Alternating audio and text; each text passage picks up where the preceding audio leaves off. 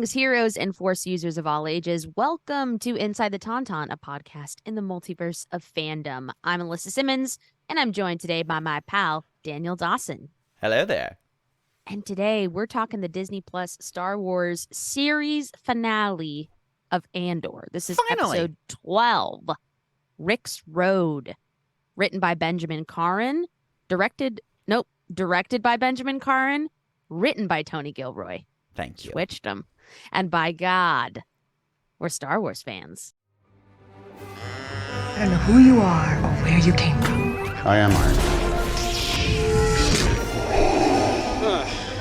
I thought they smelled bad. On the outside. Smells like a new car in here. Inside the Tauntaun, this is our opening song. Alyssa, Daniel, Dino, talking nerd stuff, come along. Inside the Tauntaun podcast, please like and subscribe. We are Andor fans. We are Andor fans. My it's God. True. Fans It's true. of Whoa. Andor. I mean, obviously, Star Wars as a whole, but Yeah, wow, yeah. was this show great. So good. Yeah. It's been a week since it aired. We took a little breaky last week for the holiday. For the holidays, And, can't be home, sweet home.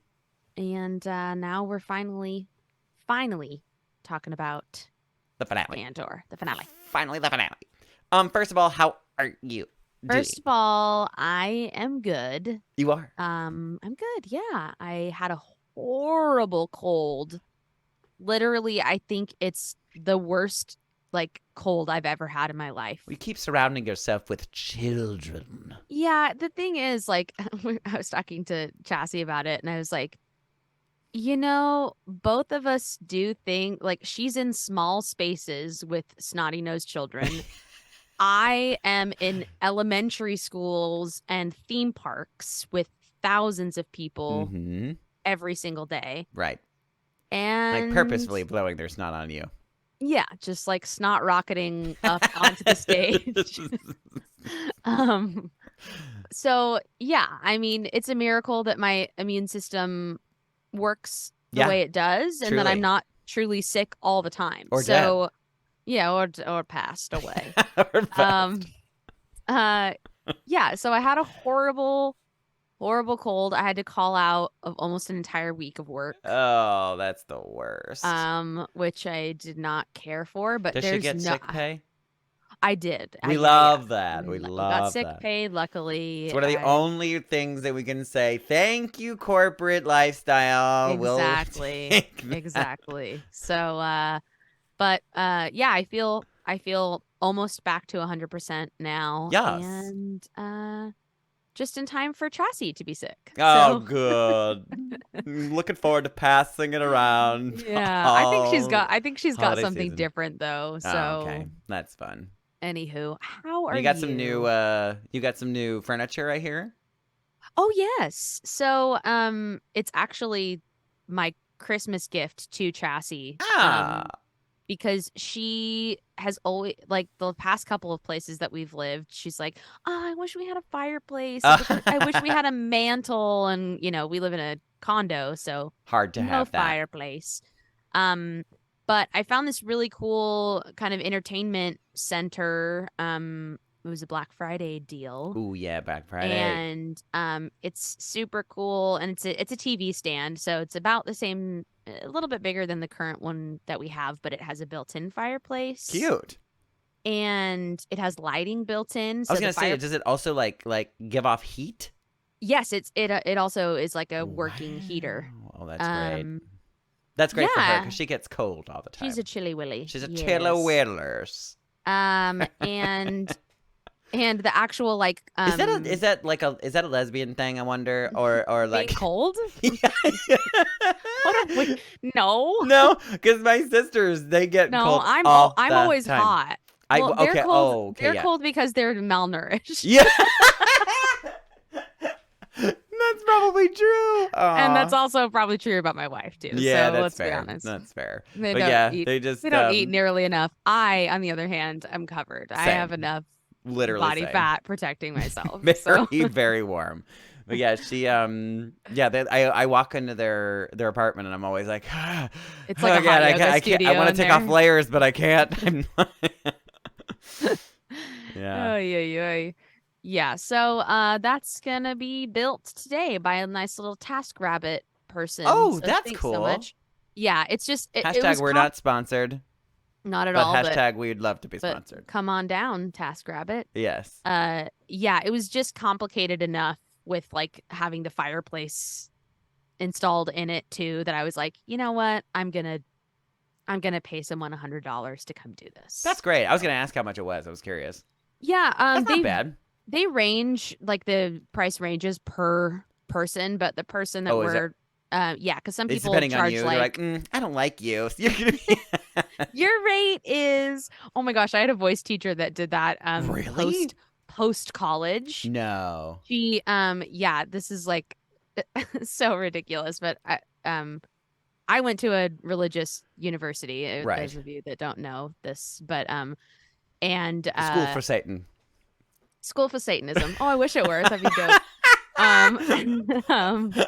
Satan University. Oh my God. I mean, it may as well have been. Linda And Love would never have it. no, No, she wouldn't. no, but some very spooky things happen there. But that's a conversation for another time. Yes. That's another story. Never but mind. Anyway. This voice teacher, if people wanted to continue studying with her after college, Yeah. we found out that she would charge people different rates if they were still active in the church. Ew. Isn't that disgusting? I hate that. Yeah, so she for the good Mormons that were still practicing, she had one rate, Ew. and then for basically like the gays, she had a complete different rate. So that's Christ-like, first and foremost. Good. There's progressive pricing, but then there's what would you even call that? Honestly, I don't know, but when I heard about discriminatory, that, I guess. I remember because I was in the conversation where the two people discovered that they were both paying different rates. Oh wow. So she wasn't vocal about that. No, she wasn't vocal about it. Okay, okay. But then I'm we were not sure what's grosser, honestly. Probably her saying it. Yeah, I mean, to be honest, she probably would say it out loud. I would not put it past her. That's fair. She would just be like, "Well, that's the way I feel." And I know her. Yeah. And that's what she would do. Great voice teacher. Super, super crazy person. Oh, gosh. Aren't they all? I don't know. I think, I don't know if I've talked about him on the podcast or not, but, my... Oh, yeah, you had some voice teacher. my musical theater professor. God bless him. He's in jail, registered sex offender because he was watching boys go pee-pee in the bathroom. If you sing it, it makes it less horrifying. Well, how is horrifying? Kind of. He had a secret little camera that was hidden in the alarm clock. Bow. I cannot believe that. That is so scary and awful. Yeah, spooky stuff. Oh wow! But yeah, we all lived through it. Welcome to scary. Story. Welcome to our new podcast. Scary college voice teachers. spooky, scary college voice teachers. That's what Andor stands for. That is. Mm-hmm. Well, should we talk about this amazing television show? Yeah, so generals. What were your generals? I think we kind of basically already said it, but we've said it. Yeah, I mean, I'm going to say super general here. First on the episode, and then on the whole. And then on the whole shebang. And then on my whole. No. Not my whole. General on this episode. Yes. I thought it was freaking fantastic. I had full body chills. She used the Mormon F word. Yeah, she's cursing, baby. Yeah, I had full body chills for probably 3/4 of the episode. Oh my god, me too. I was exhausted. I just thought the writing was incredible. I thought the direction was. I mean, I just was fully on the edge of my seat. Me too. And I felt satisfied, but also super excited for what's to come. It was enough of a cliffhanger that I was like, Ooh, yeah, great. They great. left a surprising number of like open ends. Yeah. I mean, obviously purposefully, I'm sure, but Yeah. because So that's my general. I'm gonna put a period there so it stays very good general. general. That was hella Okay. general. Okay, And go ahead, you general now.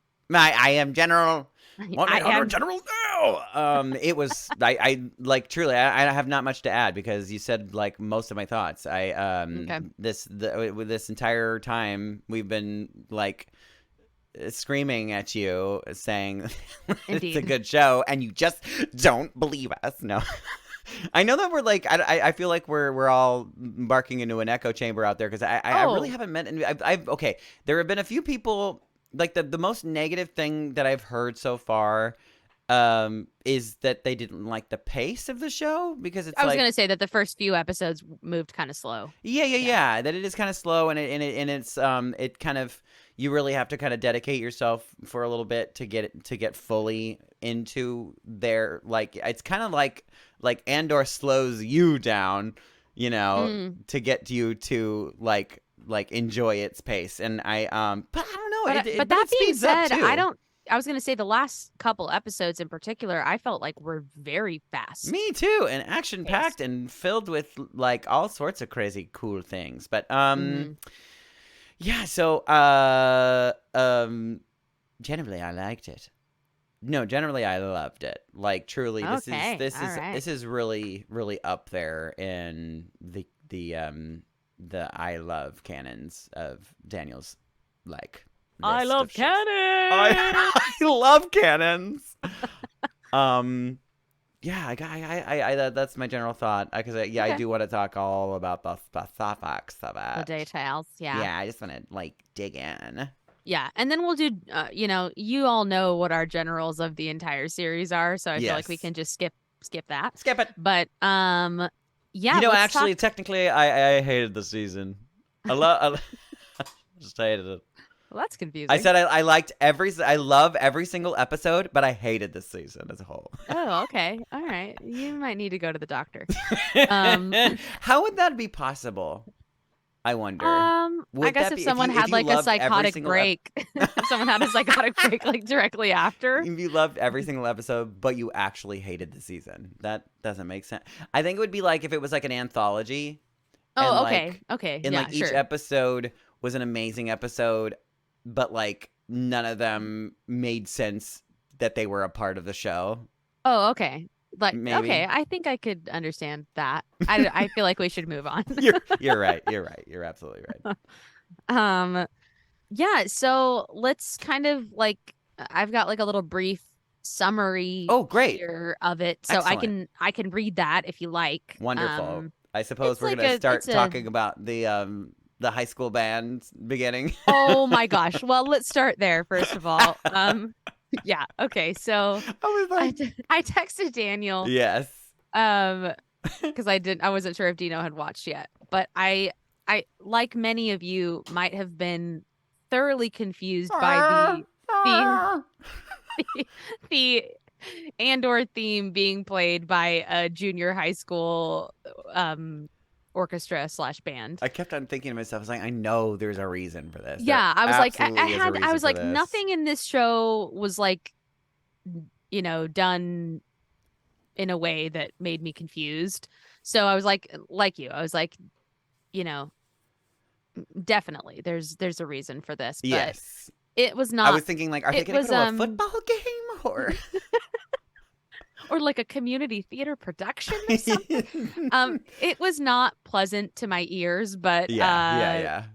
It was definitely a choice to have it be the people of Ferrix who later on in the episode are playing at this funeral procession for Right. Marva.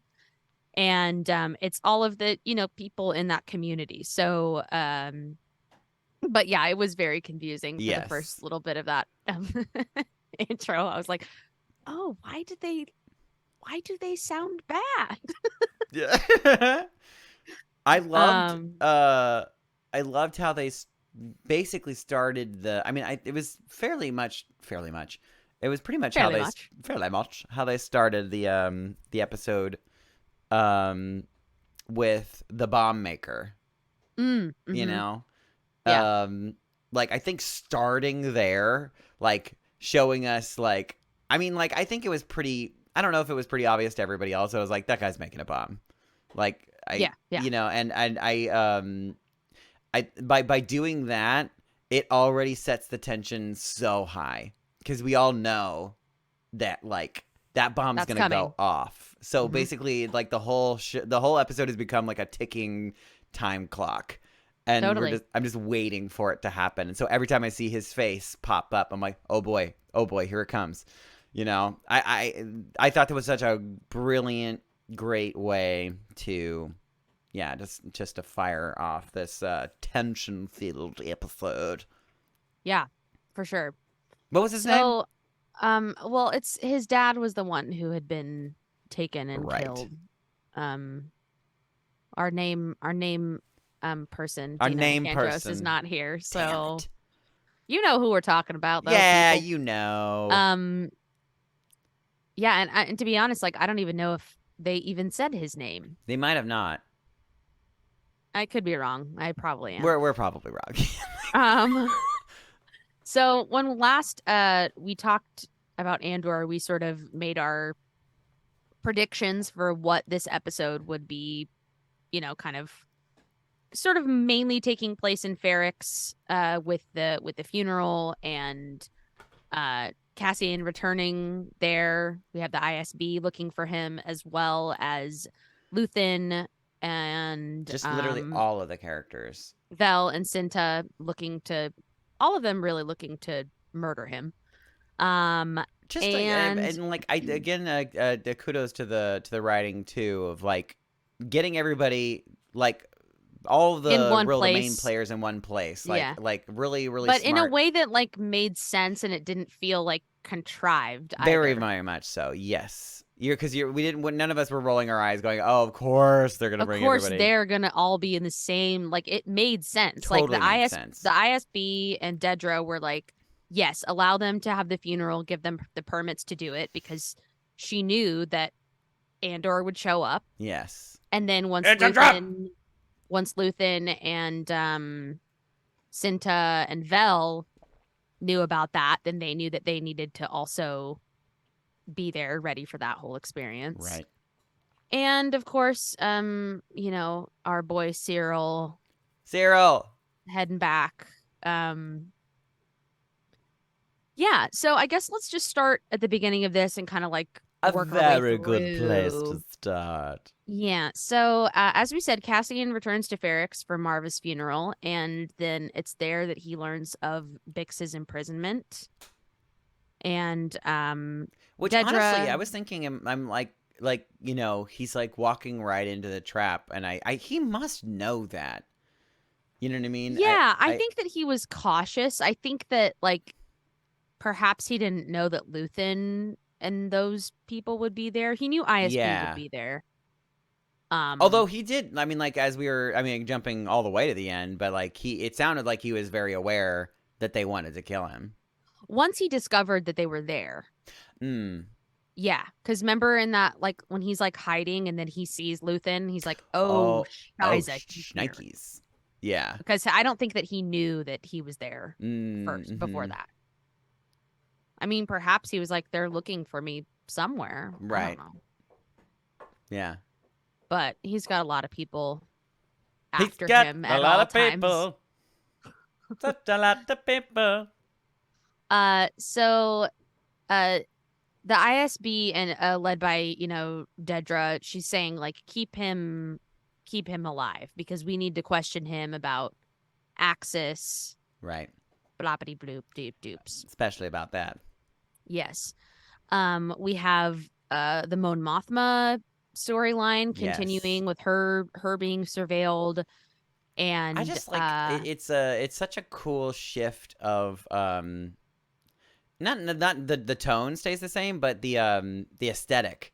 Like I love the aesthetic change because it's so stark, starkly different. Yeah. Yes, and both are equally cool. Mm-hmm. Yeah, totally. And then we have this the Krieger attack situation, which we thought perhaps they were going to show But they didn't. We just got a scene with the ISB being like, "Yep, we got him. We killed them all." And it's like, and I guess I was confused by that too, because Yeah. Is Krieger? Does Krieger work for the ISB? No, Anton Krieger was one of the rebels that. Yeah, okay, that's what I thought. Yeah, that So remember really- in the last episode, Luthen and Saw Gerrera were like, we're gonna choose to let them die. Right, and so they and then that was obviously, and they chose to, because yeah, and that's interesting, because I you know, me and Dino, I believe that we were talking about this episode, like we all suspected that, you know, it was going to be that was going to be like there's going to be two things happening at the same time, side by side. Yeah, we talked about that, but ultimately they just kind of like wrapped up that storyline and then focused on the Ferrix. Yeah, I am curious if portion. we're going to hear about Krieger again in season 2 or not. Or if that's just if it is just done, because like, you know, as we've seen so far, like we've you know, when people die, like they might die off camera, and that's okay. Like, and it's because that's just like, right, that's like life, you know. Sometimes you miss it. Sometimes you don't die on camera. Sometimes that is real life. Okay, you heard it here. But that's not going to be me. I want everyone. You want all the cameras, to be all watching. the camera crew. It has to be good lighting. Yeah, important. obviously. Yeah. Obviously. Mm-hmm. And then we have Mothma's 13-year-old daughter, Lita, meeting Davo Skolden's 14-year-old son. Yeah, I so think she he's did. kind of like, she's like hot for it too. Well, She's we like, learned "Oh, from. I like being oppressed. Oh. Well, we learned a couple episodes ago that she like kind of likes the old-fashioned traditions of their culture. So yeah, that was, I mean, we knew, right? Yeah, the Chandrillin customs, and we knew what a hard, horrible decision that was for Mon to even to like make. even though she like enjoys it, like she would rather, you know, Mon Mothma would rather try to convince her daughter otherwise, you know, like, yeah, don't do that, you know, that's not the girl I raised, you know. And so, which is so, it's like such a, you really don't hear that very often, like where the liberal mother like raises a child who ends up becoming, like, it's usually the other way around, I feel, but maybe I'm crazy, but yeah, I mean, definitely I would say that's like more predominant, but yeah, it's a very interesting look at that, you know, sort of flip of flippity floppity of values, and it's interesting. Yeah, I mean, you know, it's but again, like, because of the writing, it makes sense, you know, because kids will be kids, they will rebel against their parents, you know, and that just is the way. Yep, this absolutely. Is the way. This is the way. Mm-hmm. Then we go into Ferrix, where we're continuing on with that funeral procession with the music and all the people coming into this sort of like main town square from all different areas. Yes. And again, we're seeing Bomb Boy, like, getting in there. Bomb Boy is amongst the crowd. And I am anxious. Yes, it's very something about the look of that too, of like all of these people, and they know they're there for the funeral of Marva. Yeah. But there's this unspoken, we also know why we're here. Yeah, which is so cool. And I think they never spell that out. No, it just created this unspoken tension. Like, shit is about to go down. Yeah, they all knew. Like, they had this, it was just directed so beautifully. They all had this look on their faces and the way that they were physically carrying their bodies as well. But they were like, yes, we are going to lay her to rest. And also, we know what's next. Yeah, because they've been giving us like little breadcrumbs throughout the show that like there's been a rebellion like brewing here for a while now.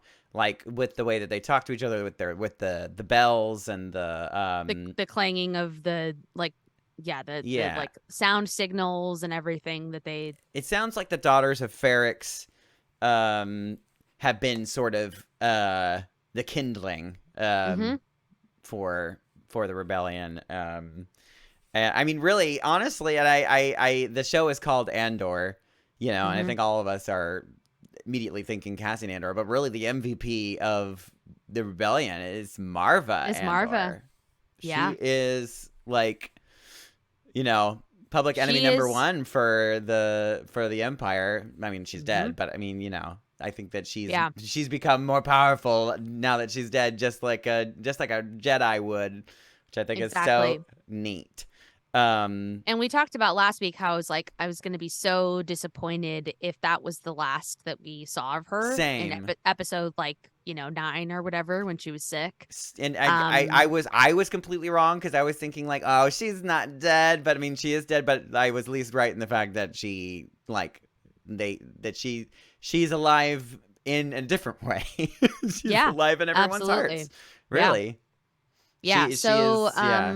So we go into this funeral where B2 displays this recording of Marva. Yes. And oh my God, this speech, it was just absolutely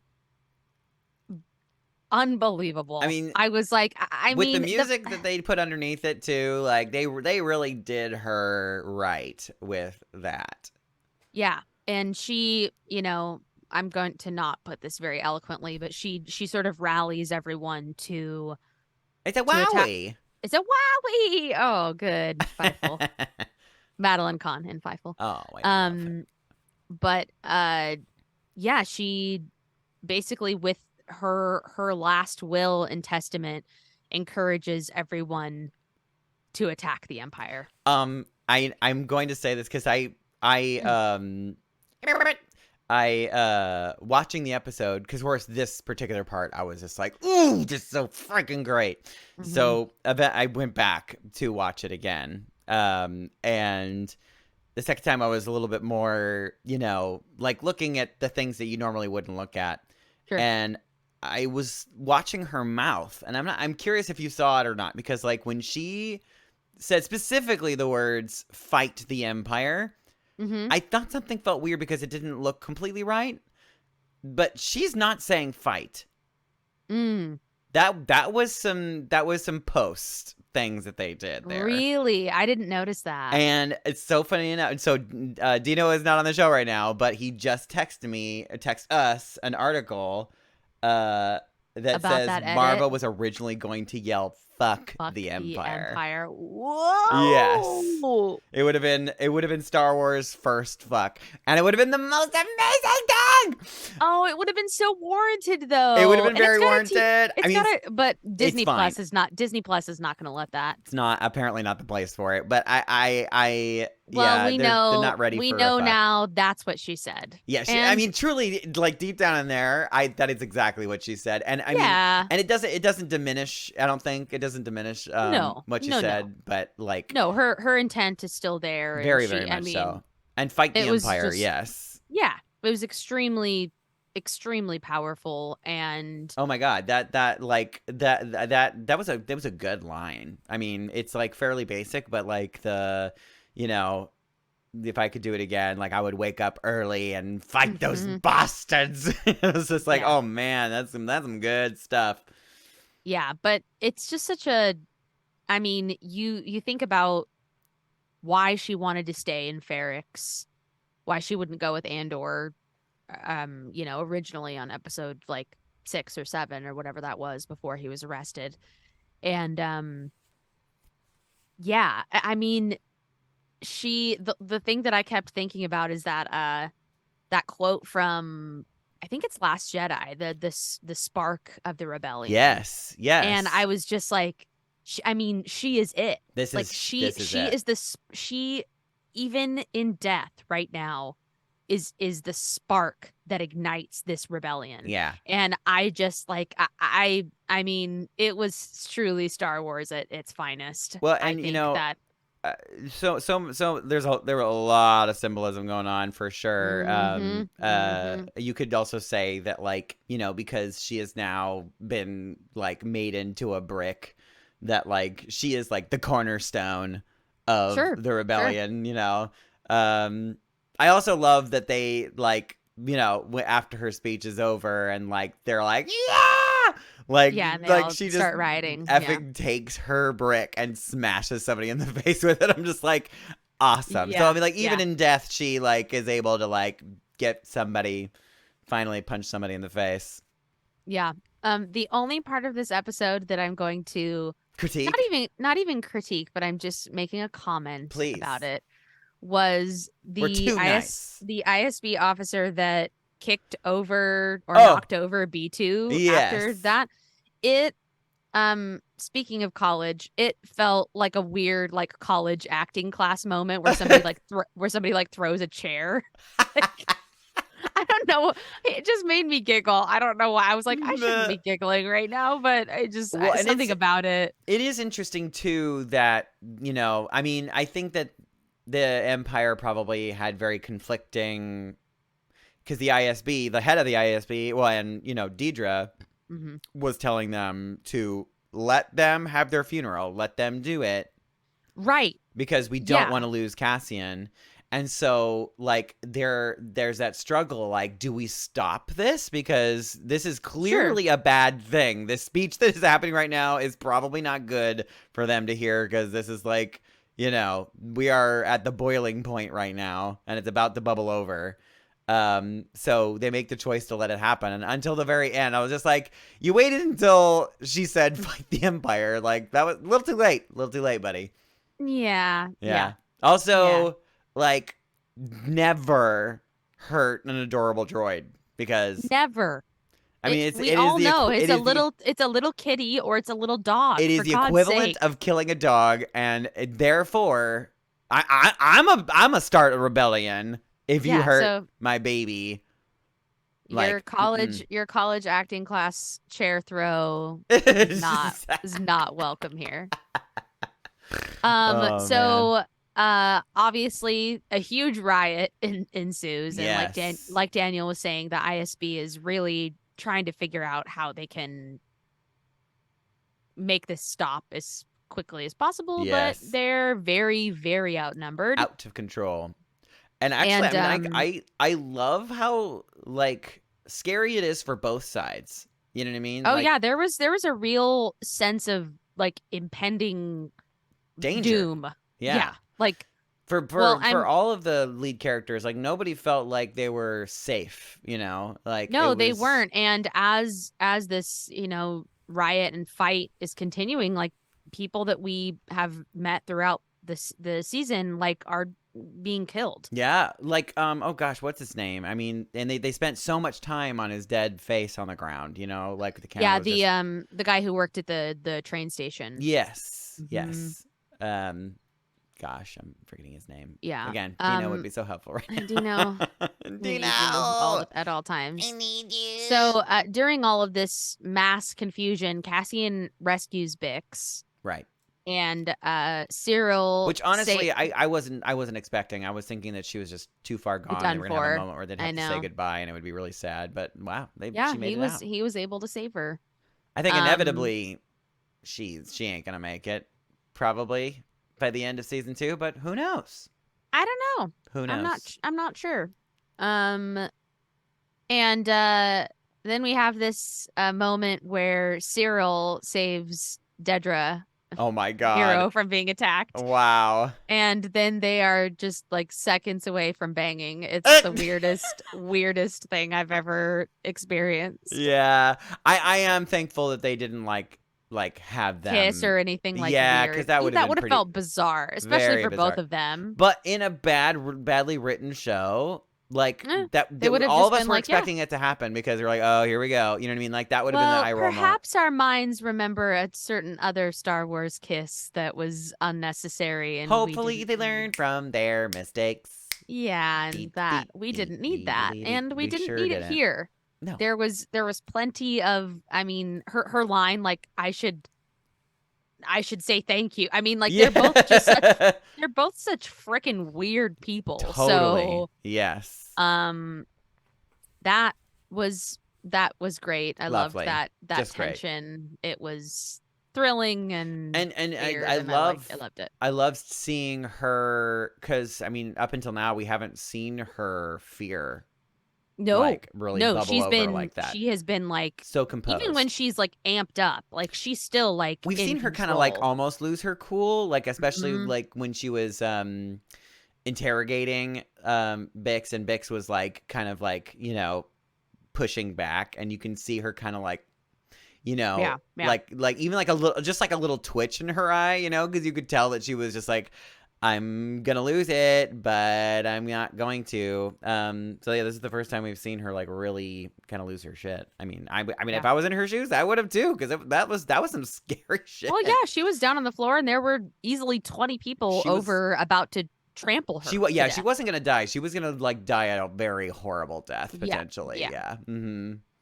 Yeah. So luckily, Cassian is able to get Bix, B2, and Brasso, and the bomb kid, Mom kid. all safe to the shipyard, and And he managed to do a Cassian, lot of damage with that little bomb.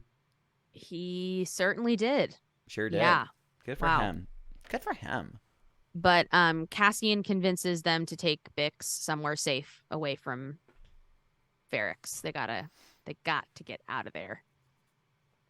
And then we move over to Luthen, who Move over, Luthen. Move over, Luthen. This is not your show. He is able to get out of there unharmed and into his ship. Now I'm curious too. Like, do we think that because his performance in this entire show was so nuanced Mhm. that his and I think that's the way it should be, because like he's a spy, you know what I mean? We're not supposed to know like what he's thinking or like what his next move is gonna be. But I'm curious if you think that this was kind of like what he was hoping would happen all along. Sure. I think yeah, just like you said, his performance is so nuanced. Yeah. I don't know if he knew for sure Yeah. that this was it, but I think that like part of him hoped that Cassian would be able to get out, Yeah. and they would be able to continue working together. Because they up until now, like the rebellion has been all this like super secret agent like Mhm. Now we've moved into a very new, very openly aggressive fight. Yeah. And I think that's kind of what he was talking about, in some of the early episodes where he was talking to Mon Mothma about like, she's like, well, people are gonna get hurt, and he's just like, well, that's the idea, That's we Like, we have to make them pay attention somehow. Yeah. So this is it. Yeah. So Luthen turns around on his ship, and Cassian is there. And And he growls at him for a while. just sort of mutters under his British breath. Yeah. And Cassian I love his essentially says, kill me or take me in. Yeah. He's like, I'm ready to go. Yeah, this is it. Like, I'm done. So And kill me or take me in. And then we've got this brilliant, ambiguous ending where he, picks up a blaster and just sort of does this smirky smile at him. Yes. And then we're to fade to black. Yeah, and it was just for me, at least what I gathered from that was that like, that it was exactly what he wanted, Yeah.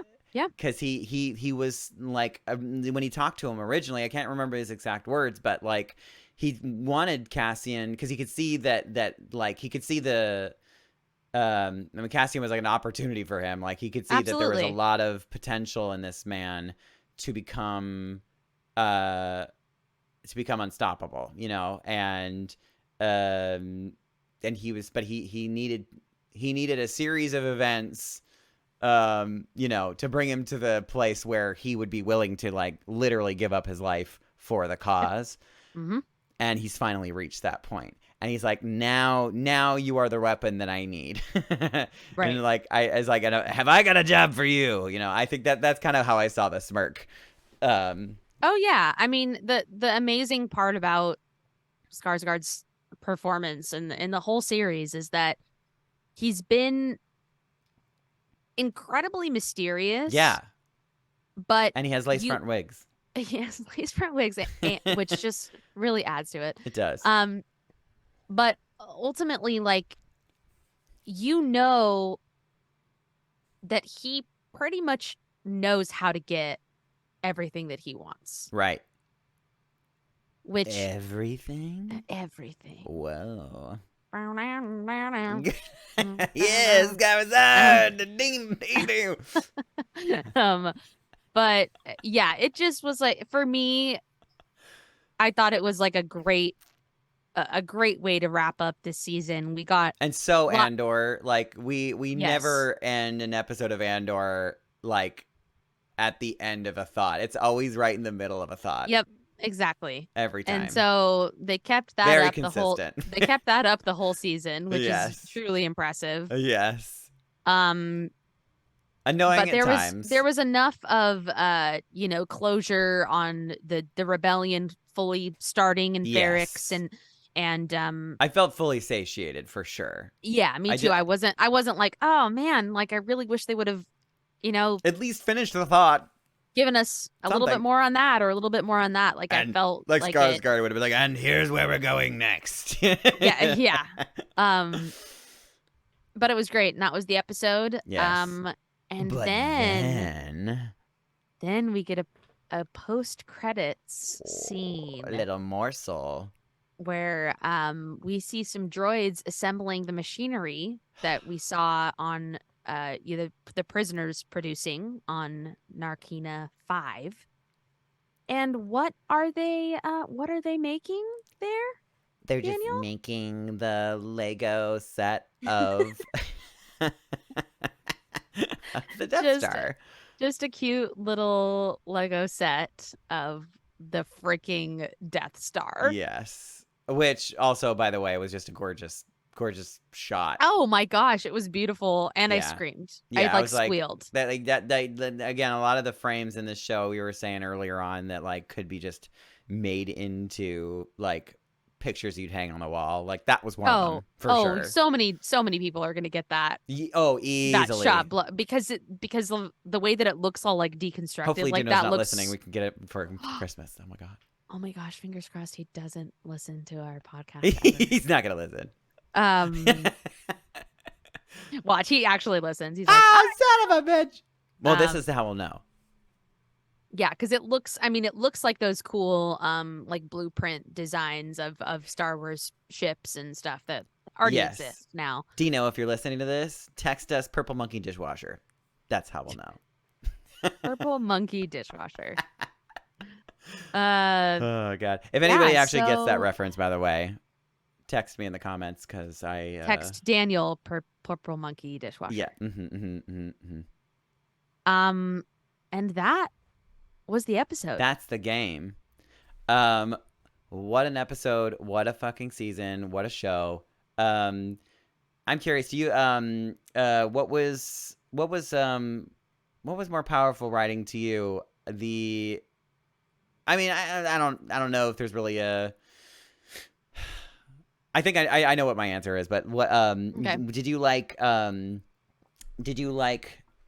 shoot, what's his name? Did you like Nemec's manifesto speech or Marva's speech better? I think Marva. Yeah, same.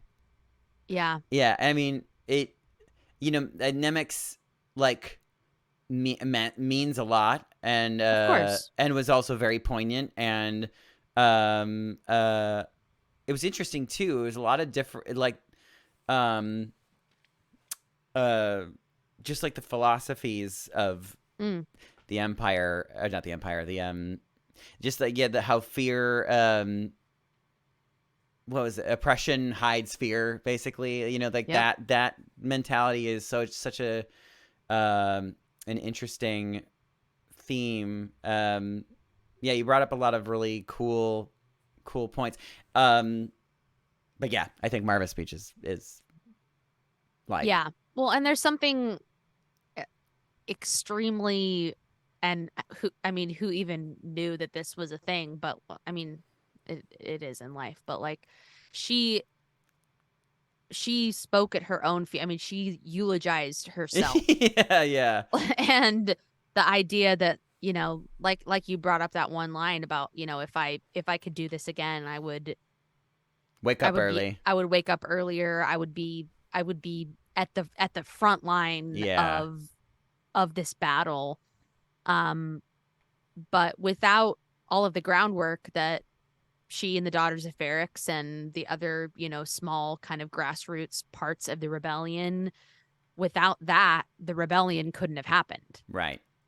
And yeah, it's just such a cool thing to see the birth of the rebellion like this. I think I think I need a Marva t-shirt that says "Fuck the Empire." Oh, I'm sure That's gonna I'm sure it's happen. already been made. For sure. Check it out on Redbubble or something. I'm sure it's already there. But 1000%. yeah, it was great. I looked really, really forward good show. I look forward to every single week of the episode coming out, I and was looking at my notes, make sure that I yeah, make sure you hit everything. Yeah, it's just so great. I am curious about season 2, about where they're headed, and I'm assuming we're gonna get a time jump, but maybe I shouldn't assume. Maybe it's gonna pick up right where they left off. It's gonna pick up right in the middle of that scene. They're gonna finish the scene Right and then. then Yeah. move Good. on, but who knows? But my assumption is that there'll be a little bit of a time jump, because then we can see. we're gonna see Cyril and Deidre, like, moved in together. Like, oh, hey hon, could you get some more coffee? Okay. His mom is like pouring her the cereal too. She just moves in with them. Of course she moves in with him. Of course she does. That is I would love to see her and his mom. Yes. Oh my God, Deidre dealing with his mom. Because oh my God. those personalities are so strong. Yeah, that wow. would be very funny. I don't know if it would fit in that show. I certainly don't think we're going to get that. No, but... I don't think so either, but I would love to see it. But someone write a fan fiction of yes, that. Please. Do that. Just sounds hilarious. Oh man. Let's talk about some unanswered questions. Another unanswered question, which I'm, who knows, it might never be answered, and that would be okay, I think. But it does feel like it's it feels like a pretty gaping hole in Cassian's, like, it's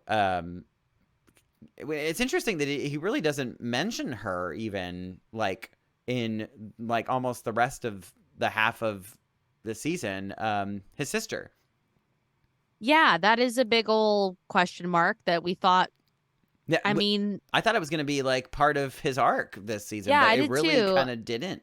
Maybe she'll come in there. I think, like, his respect and love for Marva. I mean, she just straight up told him, like, stop. Yeah, she's dead, and she said, stop. This you searching for her is not going to bring anything good. Right. And so, it could be just as simple as that, and that might have just been enough for him. But yeah, I don't think so. I think that she'll show up.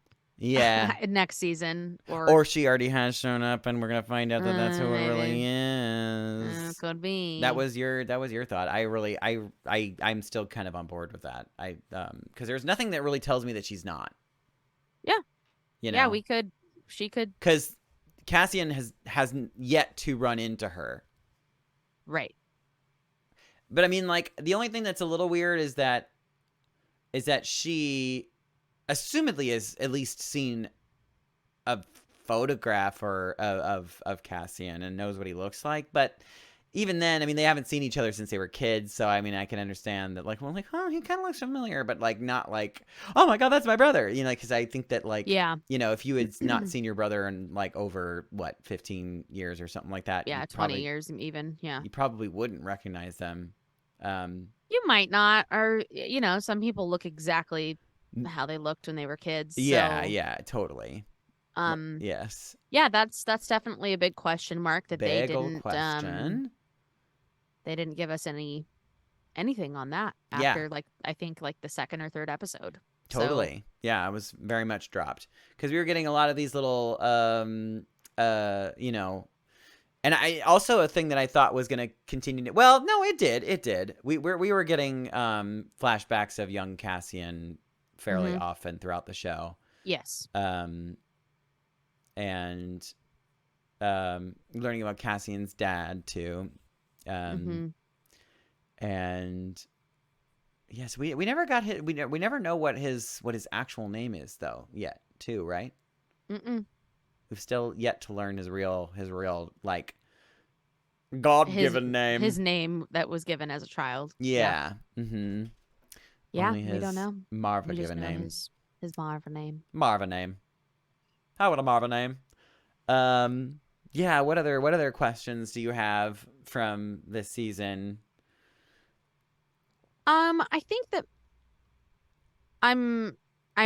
The lesbians are both alive, by the way. They are, and I said I would eat my hat, so hat has been eaten. You eat it right now. I want to watch.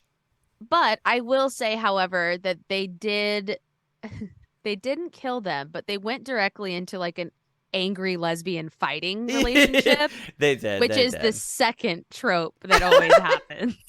It's either they are introduced and killed, or they're just too angry to kiss. They're just angry always. Sure. And anyhow. But yes, they are alive, and alive and angry. Alive and angry, and not really with each other, it doesn't appear to be at the moment. Yeah, but because Cinta in particular is like I'm in a relationship with the rebellion. That's it. Yeah, right. Which is she's like dynamic. She's like, I don't have room for literally any other relationships in my life because this is the only goal. Right. So like I can't let that. And you know, it might also be a defense mechanism too, because there's sure. like the fear of losing your loved one. You know what I mean? And like, they I work in a very dangerous field. Yeah. So it's like that's fair. It is kind of another Jedi trope too. Like, you know, you rid yourself of attachments so that you you know, you protect don't yourself. make wrong choices. Or make choices based off of your emotions. Because you're like, oh no, I can't blow up that building because my wife is in there. You know. That's a terrible reason to not blow up a building. You're absolutely right. You should blow up your building if you're always blow up your spouses. But you heard it here first, folks. I guess my you know, I'm wondering, and I don't think that we'll get more info, but the whole Anton Krieger I thing, at least that like whatever the fallout from that is, if any. Yeah, like it sort of seemed to me that ISB was like, yeah, we cut it off and like we killed them all. Right. But maybe they didn't kill them all. Maybe some people escaped. I don't know. It feels like a fairly large it feels like like all of us were expecting it to be a big brouhaha and like could have potentially been like a really expensive, cool looking, like, you know, whatever Star War that we could have seen in the sky. Because really the only am I right? The only real like pew pew pew star like in you know in space thing that we got was with Luthen. Right? Yeah, that was pretty much it. Yeah, we had lots of pew pews on Ferrix, like when he like finds Cassian. Yes, and like they're running. There was that like sort of street level fight. Totally. But yeah, as far as like actual space wars, that was the only scene. Yeah, I mean, you know, so yeah, it sounded like there was a potential for another super expensive scene, and maybe it got cut for that, for the reason that it was probably going to be too expensive. But also, Yeah, you know, and also there's a bunch. Those are all characters that we have heard them talk about, but we don't have any sort of like emotional connection to those you're people. absolutely right. And what the important part of the story was was watching our characters, our main Make that characters decision. make the decision. Exactly. Yeah. And watching them like sort of deal with that. So, I mean, I guess it would have been, you know, you could have had a scene where like you were like seeing side by side of like it happening, and like Luthen like kind of just going about his day and like thinking about it, that kind of thing. Yeah. But that could have been an eye did we roll. need it? Like, you I didn't don't need know. it. Yeah. Right. You're absolutely right. And it would have you know, not seeing it like invites you to sort of just well, really pay attention to what's important, and but also I don't know, I lost my thought. But yeah. Just like use your imagination, fill in the Yeah, blanks yourself. that kind of. Yeah. Mm-hmm. Yeah. But I don't feel gypped that I didn't see it. I guess that's my Oh point. yeah, for sure. I thought we would maybe at least see it like a Yeah, something. like one blow up or something. Yeah, something. Right. I don't know. Or the ISB pulling up to the. Although I think that if they did that, then it would have. Then my brain would have gone like, oh, that's important. We're supposed to be thinking about that. Yeah, sure. You know what I Sure. mean? And like, you know, so maybe they purposefully didn't show it because they didn't want us to think it was like something we were supposed to pay. I don't know. We'll see. Maybe in season 2 we'll get a little couple bloops and blips. Could be. Maybe the boops and bips. Yeah. But any other gaping questions that you had before we say goodbye to Andor season 1? Oh God, I as far as the season goes, I think yeah, that was pretty much most of the questions that I had. Season 2, I wonder if we're gonna meet more Rogue One characters. I mean, most likely, right? I mean, Most likely. Yeah, what because was the- timeline wise, that makes sense. what was the main antagonist in you know, the Oh. white cloak guy? Yeah, what the crap is his name? And he's in pretty much like everything. His agent worked really, Yeah, really hard for he him. really worked like, hard. Like Yeah. right before the pandemic, he was just like working every single month in a new film. Yes. What the crap was his name? Hold on. He's the leader of the Skrulls. He's the bad guy from the bad guy from Ready Player One. He was in so many things. Oh, we're failing. Find it. We're failing. Hold on. Oh gosh. Hold on, let me Well, pull- that guy. Well, that guy. You know who he is. I'm curious if we'll see him pop up, perhaps, because that seems like somebody that would be easy. I think. Oh, Ben Mendelsohn. There it is, Yeah. Mendelsohn. And maybe even what's her face's dad. Yeah, Mads. The actor's name is Mads. Gallon Urso. Yeah, Urso. Yeah. Yeah, Jin's dad. Jin's dad. For Very, sure. very interesting to see.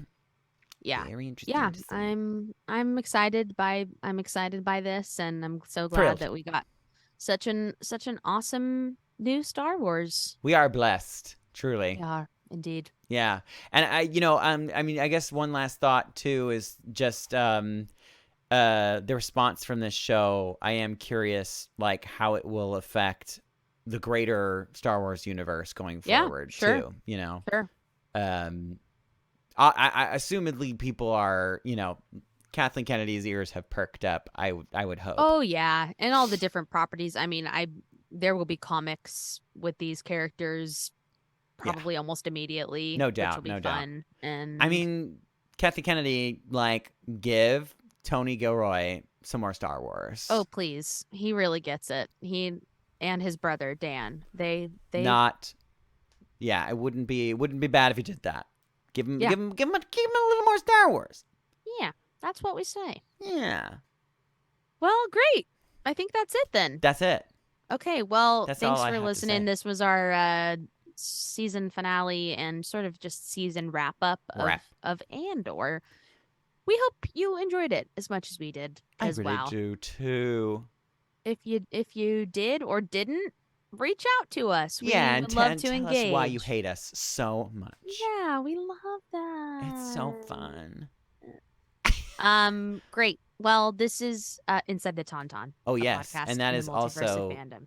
the name of our That's the name of all of our stuff. all of our social medias. Yes, YouTubes, Instagrams. That's where we are. Yeah, that's where we are. And thanks for listening. My name is Alyssa Simmons. And I'm Daniel Dawson. May the force be with you always. See ya. Inside the Tauntaun podcast. Please like and subscribe.